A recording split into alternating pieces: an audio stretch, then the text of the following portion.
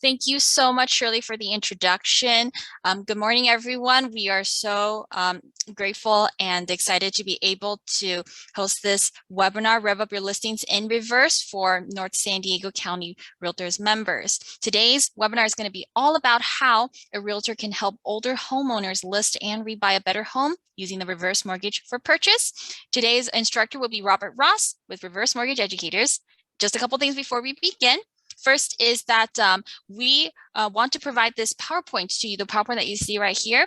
So if you want a copy of these slides, go ahead and put in your email in the chat. That way I can get you the PowerPoint during the presentation and you can use it to download it, print it out, take notes, follow along.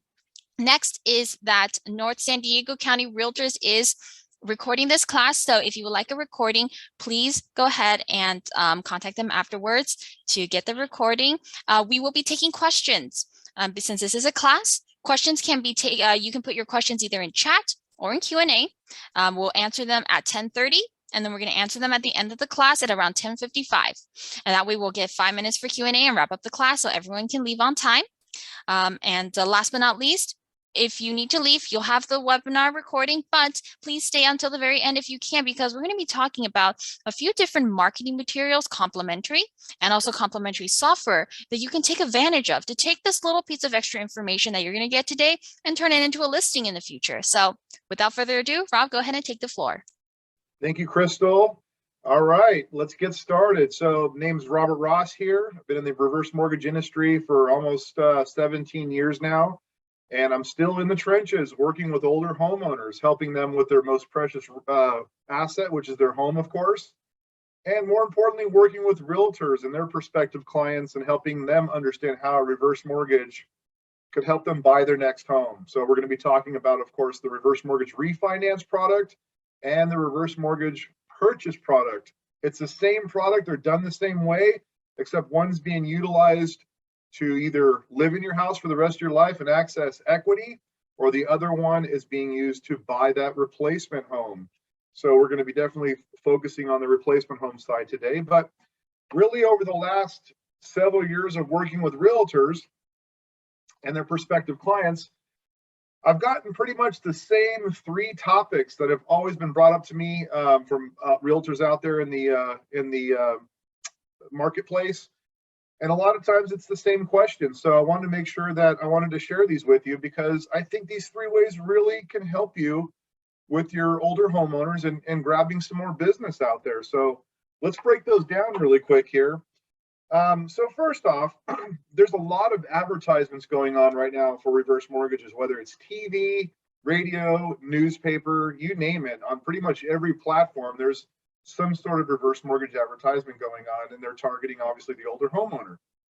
So that generates some curiosity amongst the older homeowners, and a lot of times the real estate agent in their area that farms that area, or the person they know that's a real estate agent, gets the question, what is a reverse mortgage, right? And so I think it's always great to have a little bit of knowledge of everything that involves real estate. At least I make it part of my business to know many different areas of this industry. So, obviously, if you have some sort of generic or even a more complicated explanation of how a reverse mortgage works, that you can answer that question for a prospective older homeowner, then that's going to put you above and beyond your competitor, which is great, right? So having that knowledge is definitely good to have at your fingertips. But more importantly, when somebody asks you what a reverse mortgage is, really what they're telling you is this: I'm an older homeowner, I have equity in my property, and I'm having some sort of cash flow issue. And so that's an interesting thing to think about, because in our world, we know that 50% of the people that inquiry in our company for a reverse mortgage actually end up getting one. So the other 50% that don't get one still have those said cash flow issues going on.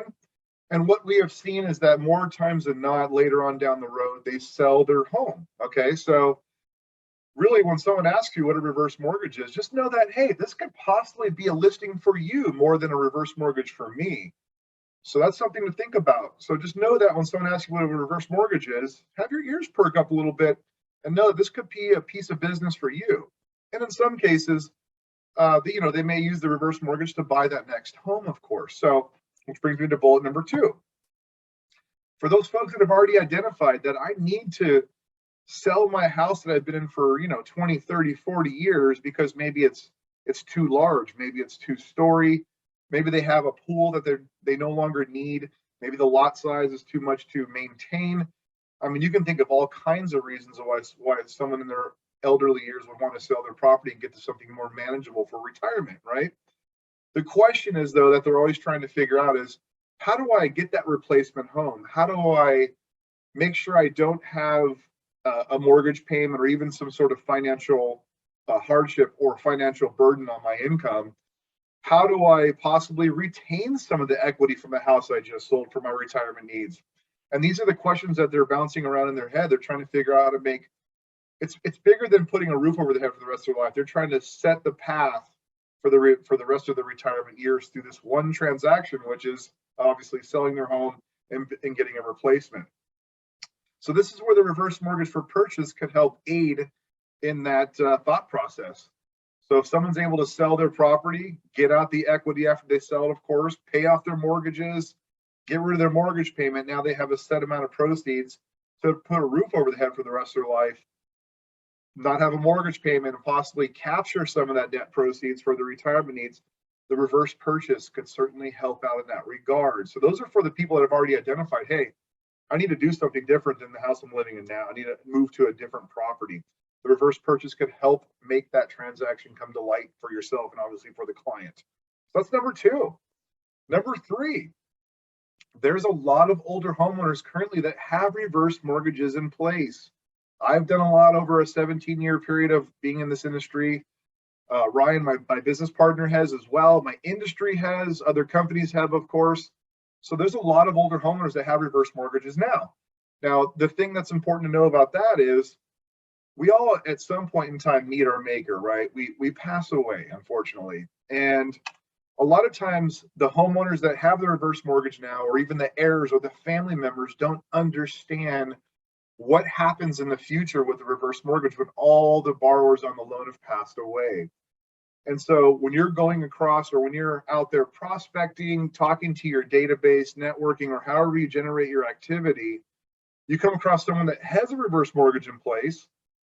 Take a second, get to know them, of course, and educate them if they don't understand what happens down the road with a reverse mortgage. We have a whole slide designated for this. And the reason why it's important is because more times than not, when all older homeowners on the loan have passed away, the heirs or the estate or somebody ends up selling that piece of real estate. And that's a listing for you for the future. So educating the older homeowner that has the reverse and the family members that are going to help them is important, to let them know what their options are down the line when they all pass away, right? So what you're really doing is you're creating a future listing for yourself and helping the heirs out or the estate out in that regard. So just when you come across someone with a reverse mortgage, just know that that house will probably be sold in the future and listed.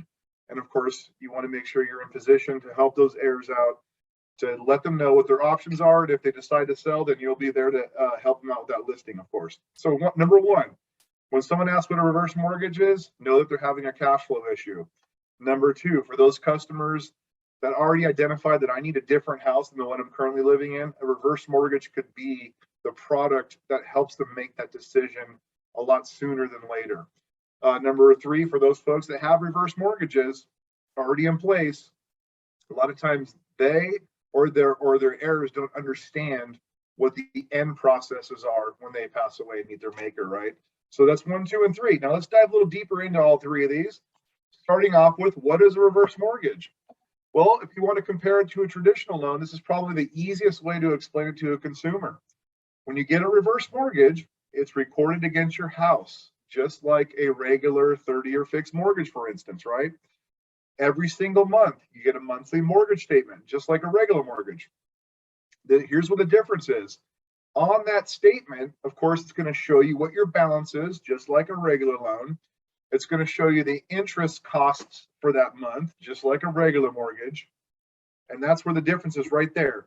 You don't have to make a monthly mortgage payment. So what simply happens is the interest on the reverse mortgage will add to the balance, And then the next month's statement will reflect a higher balance based on the previous month's interest. So what you've done is you've deferred the interest to the balance, and that's how the loan reverses, right?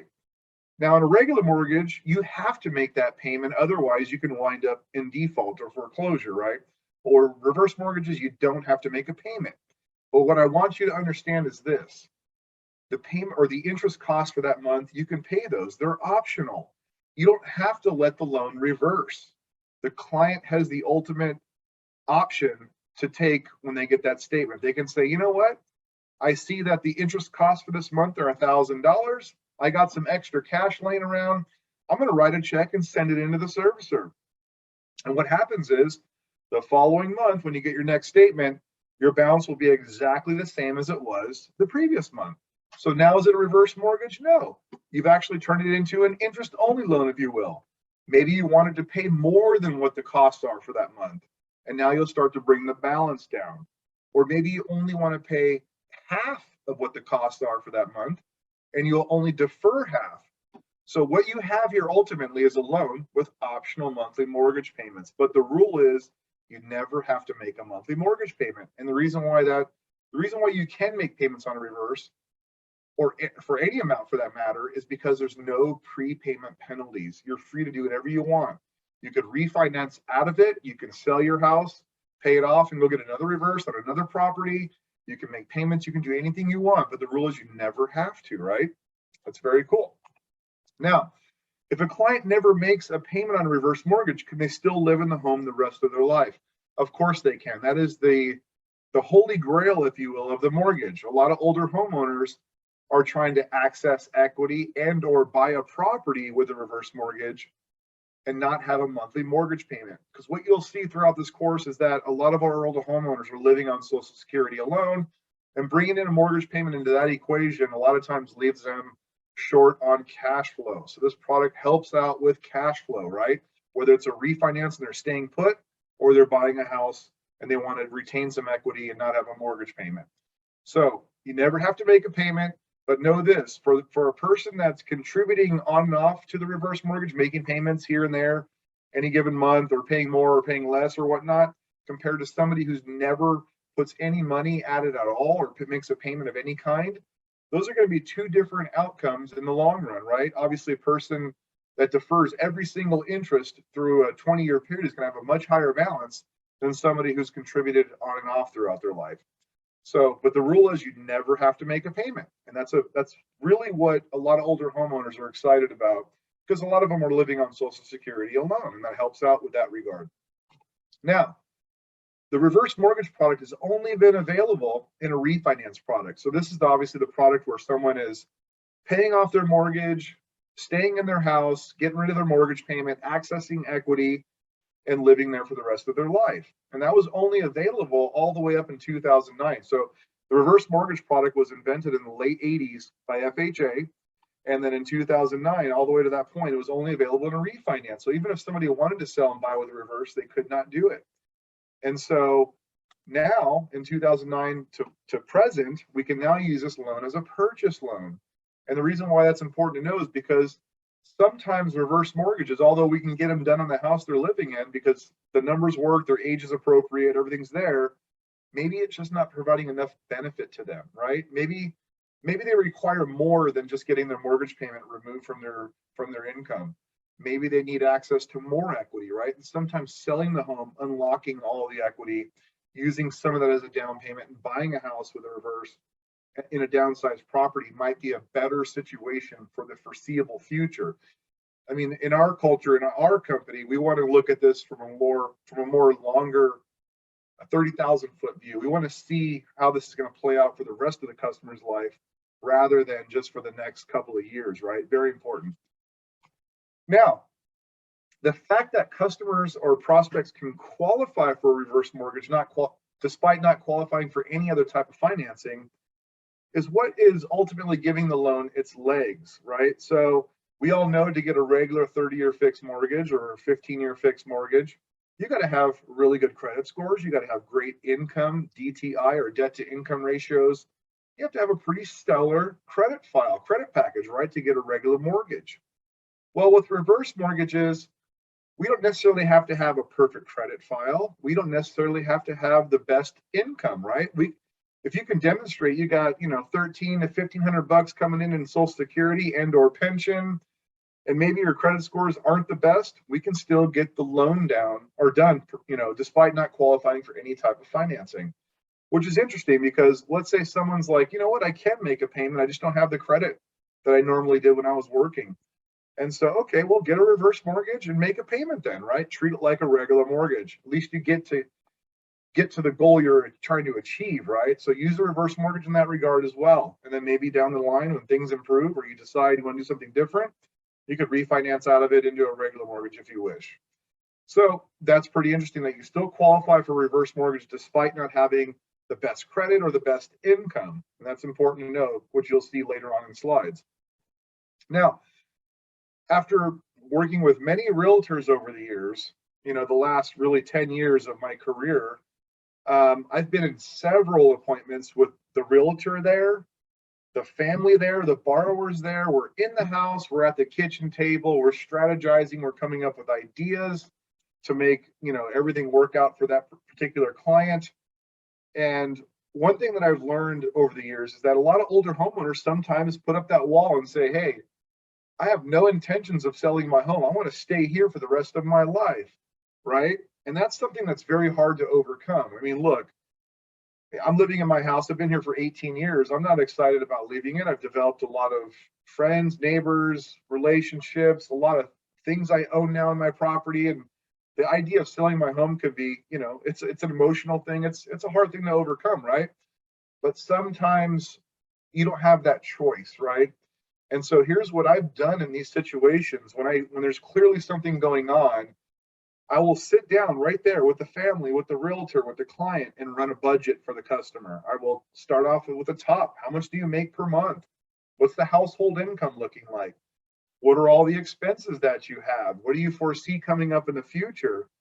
And what you'll find is that a lot of times there's an issue financially, right? You'll see a negative number at the end of that list. And that's where the conversation starts to get a little heavier, a little deeper. And now we're starting to see the holes in what's going on. And a lot of times, selling that piece of real estate and getting to something more manageable in retirement is the solution. And that's when the customer starts to lighten up and go, okay, you know what? I would really love to stay in my home for the rest of my life, but I'm starting to see that this home is just not right for me anymore. And I have to get to something different. And a lot of times the reverse purchase could help out in making that situation even more palatable for the consumer, right? So go deep with these customers, show them things and show them areas that they may not be looking into that may shore up their finances. So that's really a very good strategy to use with older homeowners is running a budget for them. And it's enlightening for them as well. So it's a good thing. Now, let's talk about refinances really quick here. So for those customers that are saying, you know what, I absolutely do not want to go anywhere. I want to stay in my home. This is where I live. This is what I want to do. And they want to do a refinance, right? Here's how this usually will work. And this is something that you can always, have in the back of your mind when someone asks you, what is a reverse mortgage, right? You can always have these explanations. And I'll give you kind of a basic cookie cutter reverse mortgage. So a customer calls in, maybe their house is worth $700,000. And they're saying, look, I'm having cash flow issues. I need to get some of that equity. I have a mortgage payment. What can you do, right? And I would say, okay, how old are you? And they would say, I'm 62 years old. I go, okay, on 62, let's say you qualify for 50%. Now, don't be married to 50%. That's just one example. Every age is a different loan to value. And in our industry, the older you are, the higher the loan to value that you get, right? Because these loans are based on life expectancy, actuarial tables. So back to my example, they have a $700,000 home. Let's say they qualify for 50% loan to value. Obviously, that's $350,000, which is half of 700. And now they say, I have a mortgage that needs to be paid off. I owe $200,000 on my mortgage, and I have a mortgage payment, right? So the first thing we do with the reverse is we pay off what they owe on their mortgage, $200,000. First benefit right there is the mortgage payment is now eliminated. It becomes what? Optional, right? If they want to make payments, they can. But now they're trying to get away from that mortgage payment so their Social Security can go further. So now they got that handled. Problem number one solved. Now they need access to equity. Well, they qualified for 350. We only paid off 200. That means they have an extra $150,000 left over. This is the money that they can have set up in different formats to complement their income, right? They can say, hey, out of that 150,000, I want to get a monthly stream of income off of it. I want you to send me $1,000 a month out of it or something like that. That's one option. The other option is, of course, they can take a lump sum distribution at closing and they can use that money for whatever they wish. Or they can hold all the money, that 150,000, in the form of a line of credit. Now that's an exciting option because, with lines of credit, if you haven't borrowed the money, you're not being charged any interest on it. So it's sitting in the possession of the servicer. You have access to it anytime you want, and you're not being charged interest on what you didn't borrow. So that's cool. Number two, the money that's in that line of credit is guaranteed to be accessible for the rest of your life. In other words, it can't be frozen due to any kind of market or interest rate environment. It's there for you forever. And the final kicker is that they will actually increase that 150,000 every single year to allow you to access more equity. So that's exciting as well. And that's always based upon what's in the line of credit. So the more you leave in there, the more increases you get, right? So you got always accessible, guaranteed for life, can't be frozen, and then it grows, right? And you're saving on interest because you haven't taken possession of it. So, and of course, you can do a combination of all three of these things. You can say, hey, I want a monthly payment. I want some lump sum cash at closing. I want to remodel my kitchen. And then I want the rest of the line of credit for me to take, whenever I need to in the future at my discretion. And you can slice and dice it any which way you wish. That's your typical reverse mortgage refinance where someone's staying in their home. Now let's talk about what types of homes and what types of properties you can do a loan on, right? Well, first and foremost, I want you to understand this, that reverse mortgages are for only owner-occupied properties. So you can't get a reverse mortgage on an investment home, second home, or rental property. It has to be your primary residence, okay? Can we do a reverse mortgage on a single family residence? Of course we can. That's the most basic transaction, right? Now, condos. If we're doing an FHA reverse mortgage, the condominium complex needs to be FHA approved. If it's not FHA approved, then we try sometimes to get what's called a single unit approval. It's a little less documentation heavy. However, it does add about 3 months to 6 months in some cases to the duration of the file. So if you're representing somebody in a purchase, obviously the best thing to do would be to target those communities that are already FHA approved. In a refinance, we could probably spend some time and try to get that single unit approval and work on it because a refi doesn't have an escrow period, so to speak. It doesn't have a duration of time we have to meet, right? Now, 1 to 4 units, that's interesting. A lot of older homeowners now are starting to get reverse mortgages on 1 to 4 units, live in one of the units as their primary residence, and then rent out the other units, generating rental income all the while not making a monthly mortgage payment. And that's a way to create some extra cash flow in your retirement years. So that's an interesting strategy that we're starting to see some more trends on. All right, let's dive into our first reverse mortgage for purchase example. This is your typical downsizing scenario. We based this example on a 73-year-old borrower for no reason at all. Just we chose that out of the sky. Just remember the entry-level age to get an FHA reverse mortgage is 62. And every age is a different loan to value factor. So a 73-year-old is going to get a higher loan amount than a 62-year-old because their life expectancy is technically shorter, right? Let's dive into the scenario. Let's say you came across a client, they're saying, look, I am struggling in retirement. I'm having cash flow issues. I have this house with a lot of equity. It's too big for me now. I want to sell it, right? And then you go ahead and list and sell their property. After the house is sold, their mortgage is paid off, all the real estate costs are covered, and now they're left with $400,000 in net proceeds. Now they got $400,000 in the bank, and they want to buy a replacement home. They're telling you that, hey, I need you to find me something, right? And they're telling you their wish list. And here it is. I need a roof over my head for the rest of my life. I don't want a monthly mortgage payment anymore because my Social Security is not enough to cover it. And on top of all that, that $400,000 that I netted from the house you just sold for me, I want to retain some of that. And you're thinking, oh boy, how am I going to make that happen? That's a lot of demand, right? They either have to buy in a different market, they maybe have to buy out of state, or do something else that they're not willing to do because they don't want a monthly mortgage payment either, right? So then you remember, of course, the reverse mortgage for purchase might fill this void. So here we go. Here's how this would play out. Let's say you found them a replacement home or a downsized property for $600,000. And based on the age of 73, they qualify to only put down $259 of the $400 they netted from the house you just sold.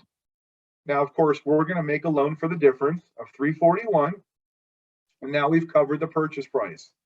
Now, what do you see right off the bat here? Well, the client was able to retain $141,000 from the previous house, right? So now they got some cash in the bank. That's exciting. You've solved one of their problems. They got more retirement funds.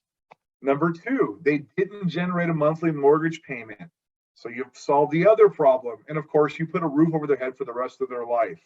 So you've accommodated all three of their wish lists, and now they're in a $600,000 home in a much more manageable situation, having more cash flow. Problem solved. Now, maybe this person had bad FICO scores. Maybe their credit's not the best, right?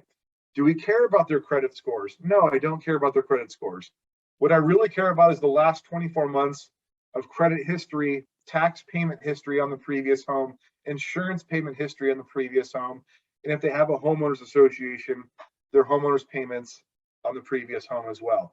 If all that comes back with some blemishes, it doesn't mean they don't qualify. We just have to identify a reason why they got late on their payments and try to, write a letter of explanation and overcome that in underwriting, which, believe me, more times than not, our older homeowners have something. Maybe they don't know about it, maybe they didn't recognize it, but we can usually find something. Okay, bad FICO scores doesn't necessarily disqualify the credit or the file. The fact that you can get a reverse mortgage on a limited income is great, right? If someone's got 13, 14, 1,500 bucks coming in, and you can get a $341,000 loan on a house that's you're buying for 600, that's pretty amazing. We are more of a make sense underwrite. We just got to make sure they have enough money to cover taxes, insurance, general maintenance on the property, and whatever life may throw at them. And usually they have enough income to qualify for that. Now, let's talk about what you need to know before you write an offer with a reverse mortgage. Pre-underwriting, very important. This is something that needs to be done straight away. So if you identify a customer that wants to sell and use a reverse mortgage to buy their next home, let's get them pre-underwritten ASAP.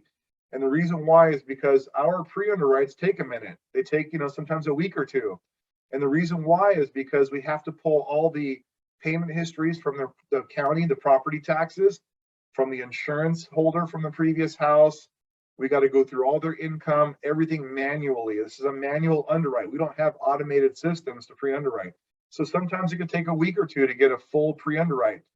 If a reverse mortgage loan officer ever gives you a pre-qualification letter in 2 hours of talking with them, just know that that's not worth anything. It takes a minute to get these people pre-underwritten. Number two, they got to go through reverse mortgage counseling. Reverse mortgage counseling is something that we help them arrange in the beginning, and they schedule that with a counselor. It takes about 45 minutes over the phone. They just want to make sure they understand how the loan works and what the rules are. And that's usually a cost to the customer of about 125 to 150 bucks. And once they go through the counseling, they are good to go, because it's important. Here's why. Once you get an accepted offer on an escrow, and the first thing that's got to happen is we have to order an appraisal, right? Well, I can't order an appraisal until they've been counseled. And that's an important step. So we got to make sure we get that done right away along with the pre-underwriting. Last, but here we got no realtor or seller concessions. We can't have any cash contributions, personal belongings for that matter, anything that can be conceived as a concession. So I remember one time I was involved in a in a golf course home purchase, and the golf cart came with the property, and there was value given to it in the RPA, and that was a problem. That was a concession. So what we did to overcome it was we basically had the realtor write in an amendment to the contract or an addendum stating that no value was given to the golf cart, and we overcame that issue. It was no longer a concession. And of course, when you write an offer, this is an FHA loan, so make sure to include the FHA mandatory escape clause.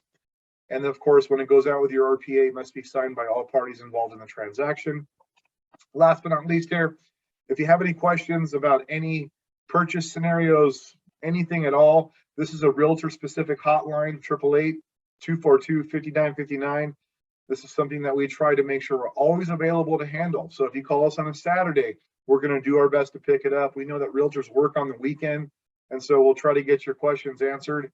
If we don't pick it up, leave a voicemail. We will return your call. I promise you that. We know you work on the weekend, and you may have questions about customers and scenarios and things. All right, Crystal, we have any questions out there? We do have one question from Shannon. Are there tax benefits to reverse mortgage? I believe you're talking about writing off interest on the loan. Unfortunately, reverse mortgages, you don't have to make a payment, right? So if you don't make a payment, that means you're not paying any interest, and you wouldn't receive any kind of a 1098 form. So that would be no tax benefit there to you at all. Now, for those folks that decide, hey, on and off, I want to contribute and make payments on and off throughout the year, they will get a possible tax benefit, but it depends on the product they're in too, because the current tax laws, I think an open-ended loan like a line of credit, and a lot of reverse mortgages are open-ended, and you can't write that off. It has to be a closed-ended transaction or closed-ended loan to be able to have a tax benefit to yourself. I believe that's what you're asking, Shannon, is getting a 1098 form every year for interest, right? Okay, we move on to the next question right now. What is the minimum age to qualify from Roxanne? So we're actually going to go over all the age qualifications in an upcoming slide. So for the sake of time, we're just going to withhold the question until we get to that part of this presentation. Last question from Diana. What are the costs of a reverse mortgage? Okay, reverse mortgages, they are not the cheapest loans to get. And the reason why is because there's FHA insurance, right? There's an upfront component. It's 2% of the home value or purchase price. So if someone's buying a house at $800,000, 2% of 800 is $16,000. That gets deducted from the loan amount and goes straight to the government, FHA. And that's the same as a regular FHA loan. Excuse me. A regular FHA loan is 1.75% of the loan amount, like your regular 3.5% first-time home buyer FHA mortgage. Ours is 2%, so we're 0.25% higher on the upfront premium. And there's also an ongoing component, which is in a regular FHA loan is, I believe, is 0.85%, so 0.85. And in our world, it's 0.50. So we're 35 basis points better on that regard. So they are a little more expensive because they're FHA insured. Anything above and beyond that's going to be title and escrow fees. And there may or may not be an origination fee to help buy the interest rate down. So just depending on the scenario, there could be an origination cost there as well. Okay, I see we got a few more questions. We'll answer a few of them. Guadalupe asked, can the counseling fee be included in escrow? Sometimes it can. The borrowers would have to qualify or meet a certain poverty level to get the fee covered in the closing statement, right? Or the fee is waived in some cases, or these are nonprofit companies that do the counseling, and sometimes they get grants from the government to cover a certain amount of counseling transactions, right? So it just depends, but usually I see the customers paying anywhere between $125 to $150, and that's something that we can't pay for, even the realtor or anybody else. The borrower has to pay for it on their own means. Okay, I see here, Sandra, you have a question of, we have list for ages and the percentage for down payments on purchase or amounts of money needed for refinances, a list of ages and percentage needed and down payment. So we're actually going to go over in a slide in the presentation how you can actually calculate the down payment and the loan amount for every single age and also every single price, because it's different. There's not like a specific graph for it. So that's why we built a calculator app where you can can just input what you're looking for, and then it'll tell you what the approximate down payment and loan amount is. So we're going to get to that. In the meantime, we're going to move on to the second half of class because we are a little bit late on time. If you still need the PowerPoint, don't forget to put your email in the chat box so I can get that PowerPoint to you right now. All right, go ahead, Rob. Awesome. Thanks, Krista. Crystal, sorry. Okay, so we have some stats for you on our boomers out there, but just keep in mind a lot of these stats also involve any generation really. So it's not just our boomers, it's my generation, you know, getting prepped for retirement at my age and what I do and things. It's hard, right? We live in California, it's expensive. So obviously the difference between someone like me and an older homeowner is that I still have time to work. I'm only 47 years old. I still got many, many years ahead of me of working, right? Our boomers sometimes don't have that luxury. So we have 10,000 boomers every day turning 65. That's a lot of folks hitting the retirement age, and that'll happen till 2030. Every single day, 10,000 more boomers turn 65.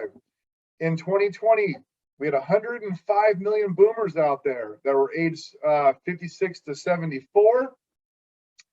45% of our boomers in the country have no retirement savings. And then, of course, the other 55% of our boomers have some retirement savings. And then 28% of those folks have less than $100,000 saved in retirement. So what does that mean exactly? Well, a lot of our older homeowners out there that are boomers are living on Social Security benefits alone. And that average Social Security benefit coast to coast is about $1,500.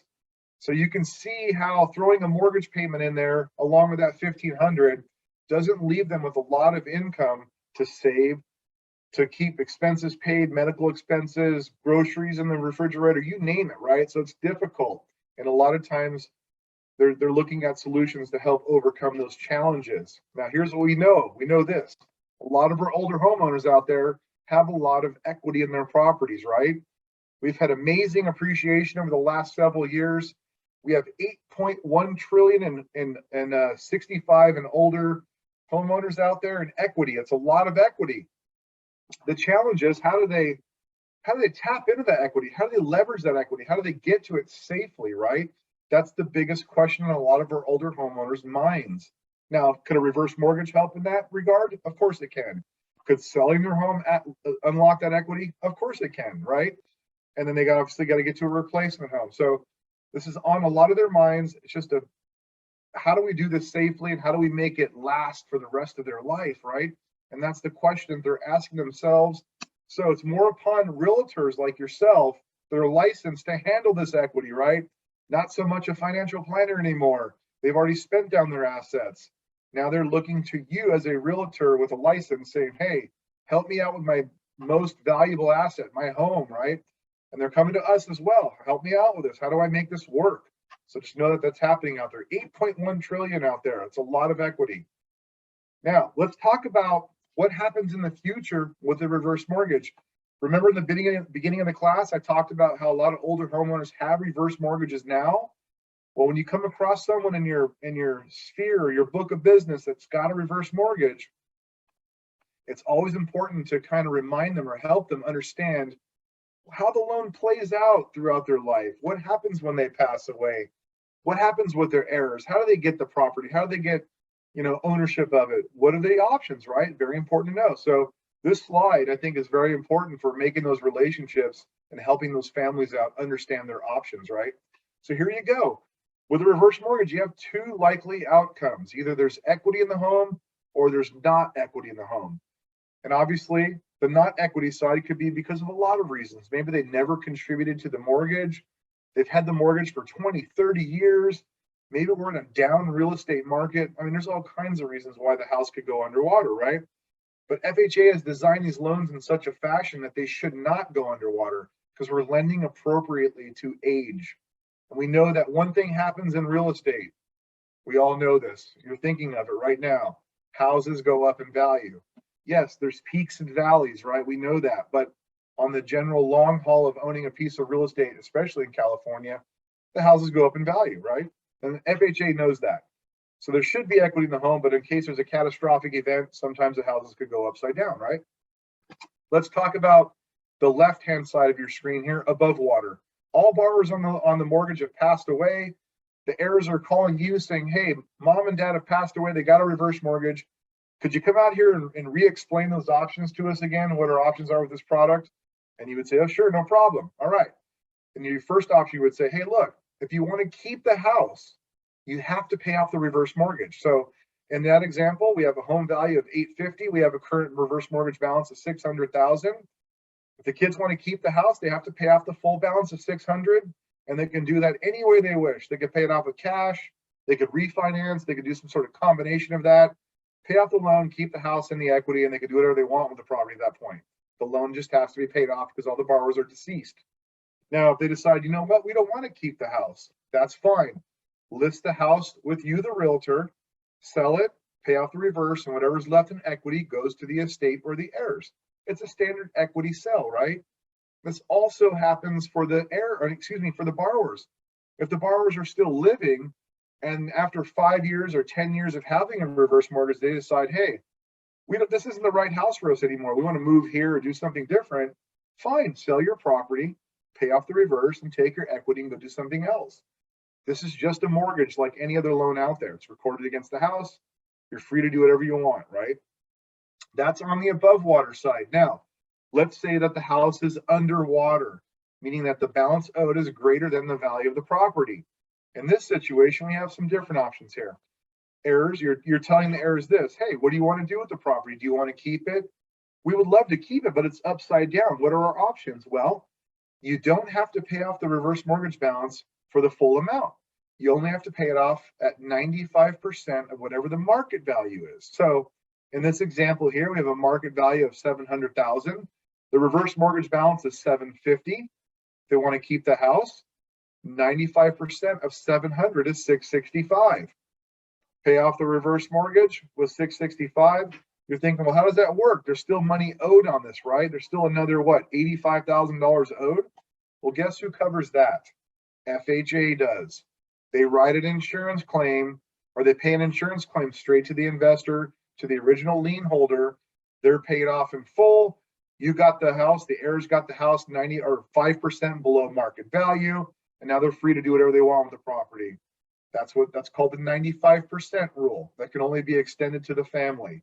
Now, if they don't want to keep the house, that's fine. They can walk away, do nothing. It's a reverse mortgage.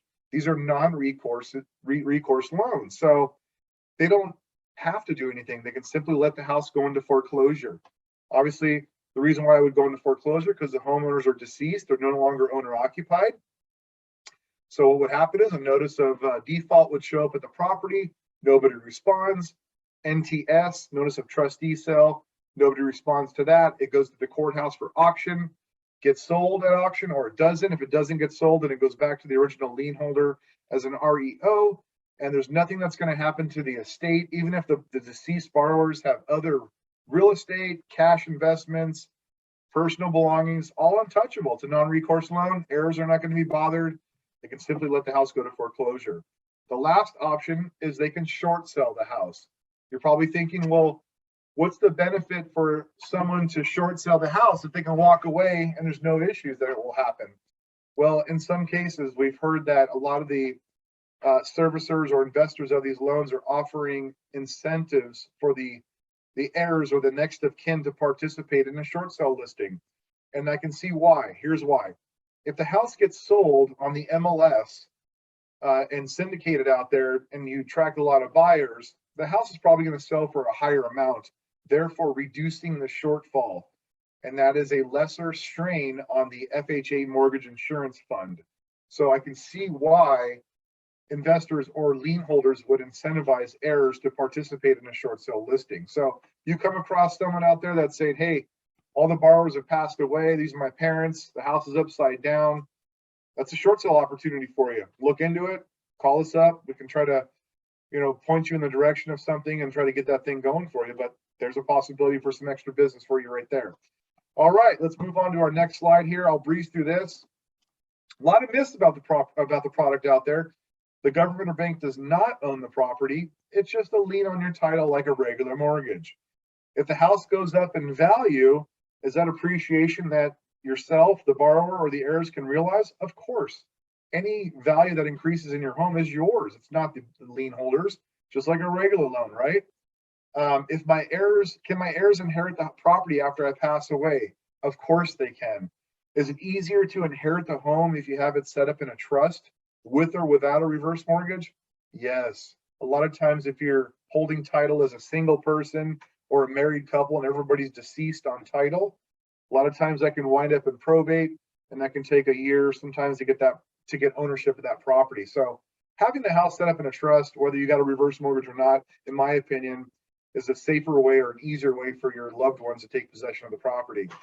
Now, another thing here, if my house ends up going underwater, in other words, the balance is greater than what the value is, am I going to get a notice saying I can't live here anymore? Of course not. That's the rule of the loan. Despite what you owe, what the value is, it's irrelevant to you. As long as you're living in the home as your primary residence and fulfilling some other rules of the loan, you'll live in that house for the rest of your life. And that's really one of the safe havens of this mortgage. Let's talk about some of the rules here that you have to keep in mind when you got a reverse mortgage, right? First one, we kind of already talked about this. Owner occupancy, it's a big deal for us. Got to live in the home with the reverse mortgage, right? You can't like leave it and rent it out. Got to be your primary residence. Well, sometimes our older homeowners may get dementia or Alzheimer's or require some sort of skilled nursing outside the property, and they don't make it back to the property, right? If they're not going to come back to the property, then the house should be sold or refinanced. The reverse mortgage needs to be paid off because they're no longer owner occupying the home. But sometimes the heirs or the family members may bring that person back home to get care. And if you return back to the home within 12 months of leaving it, the loan will remain in good standing. And how you would demonstrate that is simple. When you leave the home, there's usually some sort of inbound paperwork into the facility you're going to. And when you exit that facility, there's outbound paperwork. That is your proof that you were not outside the house for more than 12 months. And you can show that to your servicer of your loan and keep the loan in good standing. So yeah, occupancy, big deal, right? You're probably thinking, well, how do they know if you're owner occupying the property? Well, every year they send out an annual occupancy cert. And this document, you have to attest to the fact that you're living in the home as your primary residence. And there's other ways as well. They don't share all those ways because then you would have people breaking the rules, right? Believe me, they have ways to figure out if a house is owner occupied or not. So obviously, live in the home that has the reverse mortgage. Now, other rules you have to do, you have to pay your property taxes. You got to keep your homeowner's insurance premiums paid on time and your homeowners association dues if you have those. So that's pretty much standard like a regular mortgage, right? You got to pay your property taxes. You got to pay your homeowner's insurance, and you got to pay your HOA fees if you have them. If you default in any of these items, the lender has the right to foreclose, just like a regular mortgage. That's number 2 here on the list. The last one here, maintain the home to minimum FHA standards. Well, what does that mean exactly? There's a list of those standards on FHA or HUD's website. But basically this, if you keep your house in decent shape, which most homeowners are, you're not going to have any problems. The number one culprit on these 3 right here is death. When people pass away with a reverse mortgage, a lot of times they don't know, the heirs don't know what to do, or nobody's responding to any kind of notices or doing anything at all. Then the house goes into foreclosure. So again, helping the heirs out or getting to know the families that have reverse mortgages will help alleviate some of that. And also, of course, like I said before, a lot of times the houses are sold, and that's a listing for you as well. So, understanding these rules is very important. Get to know these rules and understand how the reverse works. And that's going to help you answer a lot of those questions that you may get from an older homeowner that asks, what is a reverse mortgage? How does it work, right? Or those folks that already have them. Okay, moving along from the obligations here. Let's talk about calculating loan amounts and down payments. So we have an app, like Crystal mentioned a minute ago, right? We have an app that you can download right on your phone. Go to your app store, search Rev, R-E-V, the number 4, P-U-R. You can see it right there in parentheses or in quotations up there. Rev for per. Put that in your search in your app store and you'll find our app. Download it. It's free. It's easy to use. It's just a calculator app and also a way to get a hold of us if you ever need to. We built this app for realtors only. Very simple to use. Put the buyer's ages in the 2 fields there. and the purchase price and hit calculate.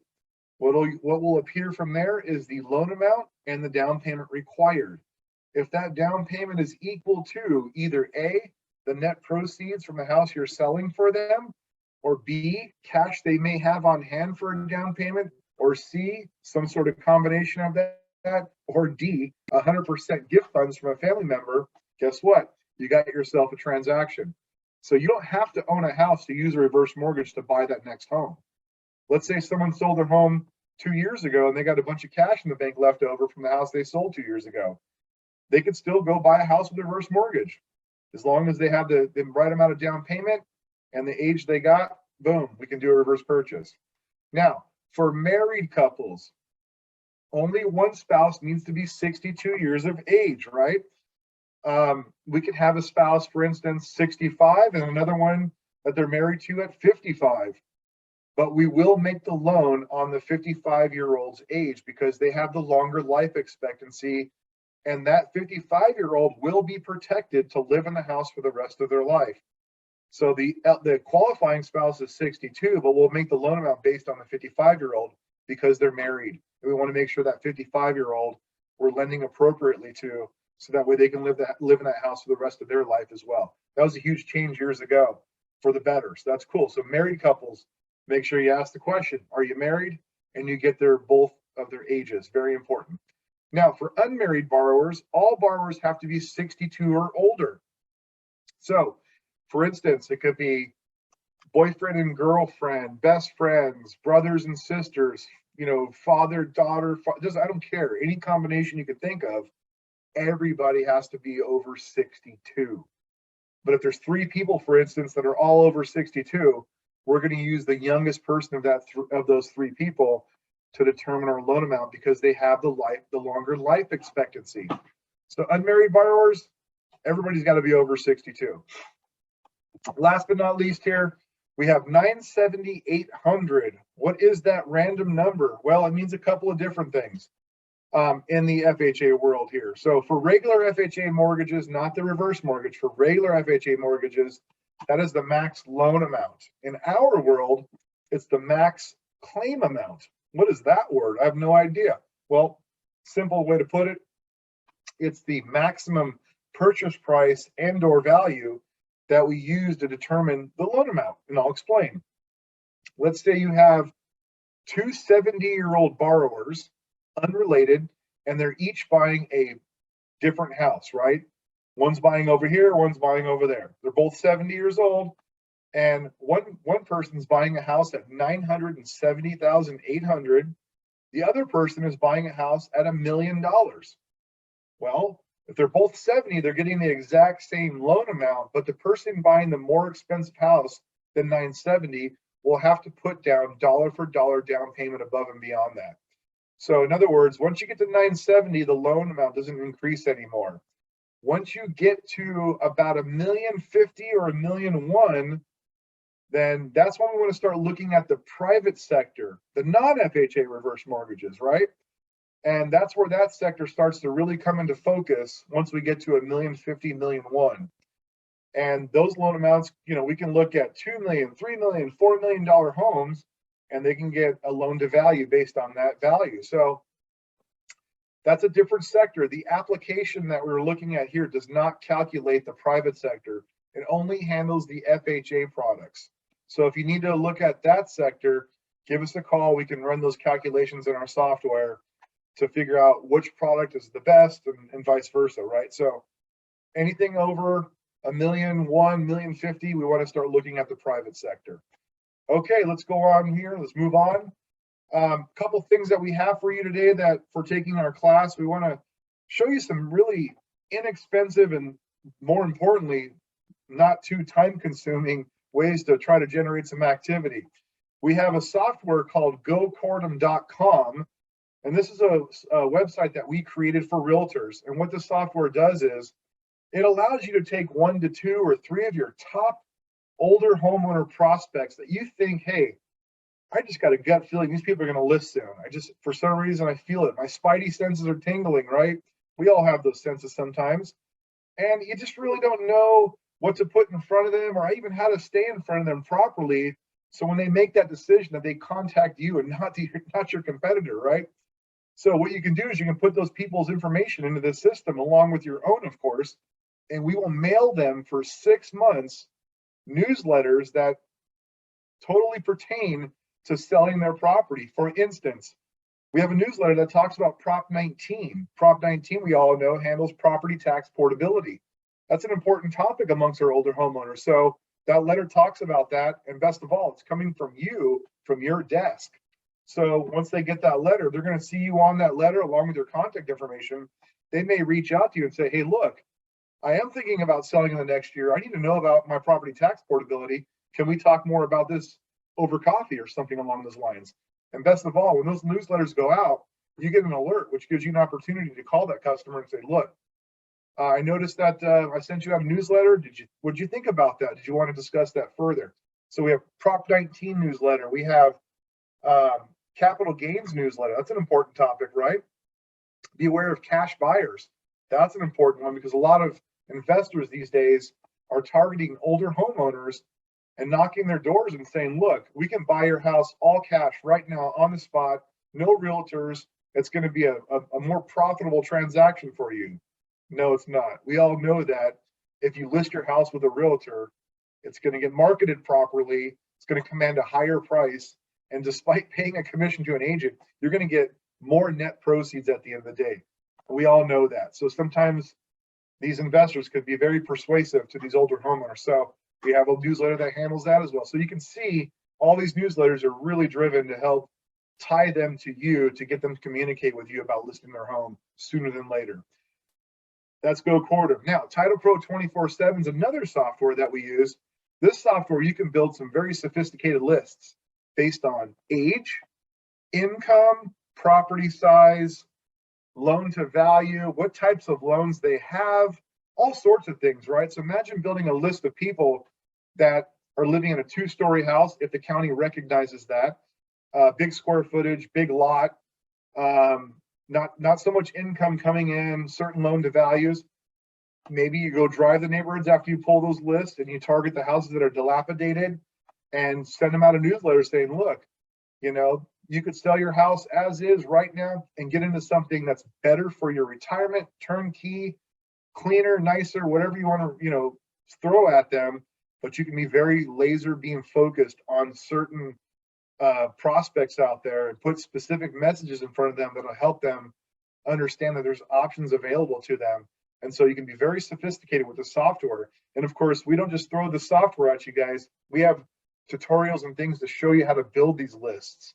Crystal, let's talk about how they get access to these things, what the newsletters are, what all the aftermarket stuff we have for them to help them out in this marketing initiative. Okay, I'll go over the stuff that we're going to get to you guys after class today real quick. So you're going to get 2 logins. First login is for that Title Pro 24/7 that Rob was just talking about. Second login is to our website. When you get on our website, you're going to see a few different resources you can take advantage of, all complimentary, of course. First thing you're going to see is our course refresher. 6 videos. They break down the class in bite-sized pieces where you can just review one aspect of the class and you don't have to watch an entire live stream. Of course, you'll have this recording for the webinar as well. It's just another tool to help you refresh on the material. Rob, if you want to go to the next slide, we have downloadable marketing materials, different newsletters, flyers, postcards, door hangers that you can download and print professionally or at home. They are customizable in that you can put in your information on the back, and you can also, for some of them, put in your picture of your headshot or a picture of your business card, whichever one fits your marketing the best. Go check them out. Last but not least, we give you access to our library of videos that we've made in the past. And that contains also our Title Pro 24/7 tutorial once you get the login for that software. Rob, if you want to get to the last slide, if you have any questions, having difficulty with the materials, need your logins resent to you, 888-242-5959. And of course, If you have any questions on the reverse mortgage or the reverse mortgage for purchase, you can call that number as well. And we operate on the weekends, so we can assist you. If you need to get a hold of Robert at Reverse Mortgage Educators. If Rob, for some reason, is taking a little bit long to get to you because he's a little bit bogged down, Ryan at reversemortgageeducators.com. That's Rob's partner. Email them both. Email Rob twice. He's totally okay with that. Do what you need to do to get to us so we can help you reel in that listing and answer any questions that you have. Last but not least, the reverseeducators.com. That's our Realtor resource website. Alrighty, with that being said, oh, Roxanne said, thank you. Say hi to Steve for you. Yes, we will. All right, let's get to the question that we have and let's wrap up the class. From Diane, how long do the heirs have to pay off the reverse mortgage? Great question. So you have up to a year. Let me explain that in detail. So right out the gate, when the borrowers pass away, you have 6 months to figure out what you want to do with the property. Do you want to sell it, refinance out of it, pay it off with cash, whatever your options are? You got 6 months. For some reason, if you can't decide or the house isn't ready or something's going on, then you can file for a 3-month extension and you can do that twice. So you have up to a year to communicate and felicitate your intentions with the property. Now, of course, it's at the discretion of the investor or lien holder at that point in time to let you go beyond that. And I have heard of situations where they've gone beyond that. But just know that, you should be communicating your intentions to the servicer. That's the most important thing that I wanted for you to take away is that, right? Communication is key when there's a house that's empty with a reverse mortgage on it, what your intentions are with the property. All right, that's all the questions that we have. Let's go ahead and wrap the class up, Rob. All right, so I guess the takeaway of today is obviously when you're talking with an older homeowner, listening to some key information there, you can start to identify if there's some sort of cash flow issue or hardship. And of course, if somebody asks you what a reverse mortgage is or how it works, I want your ears to perk up because you know that they're thinking about this product and they're having some sort of issue or cash flow issue. And more times than not, the house they're living in is not the proper house for them to do the reverse mortgage on. A lot of times selling that home and getting to a better home for retirement is the correct strategy. Bring us those people, bring us those conversations, open up the dialogue. Let's see what the possibilities are. There's options there that yourself or even the homeowner may not understand, and we can help you, get through all that and figure out a plan that we can package up and deliver to them in a format that they can understand and see the change that possibly could be made by just simply switching out the home you're in, right? And that's what really everybody's trying to figure out is how do they sustain retirement comfortably and as they should. I mean, come on, they've been working for a long time, they're retired. Let's try to help these folks, live a better retirement, more importantly, stress-free retirement. Stress is a killer. We all know that, especially as you get older. You should not be stressing out anymore. Let's try to take that burden off of them and help them into that next property and really help them shore up their finances and get to something better, right? So this is where I spend most of my day is working with older homeowners. I find a lot of fun. I'm passionate about it. I meet a lot of cool people, of course, and I just really enjoy working with older homeowners. And they're fun to work with. You got a lot of life experience to pass on to me, which I pick up nuggets here and there all the time, right? And it's really cool. I really enjoy this industry. So, if you're not working with too many older homeowners and you start now, you're going to really enjoy it. I promise you that. All right, guys, thanks for taking our class today. We really appreciate it. Thank you, North San Diego. We really appreciate the opportunity. Looks like it's going to be a gorgeous weekend. You guys should probably have some fun, get some activity out there. But thanks for taking our class today. Stay in touch. Look for those emails that are coming out from Crystal, and we'll see you soon. Bye for now. Thank you. Bye for now.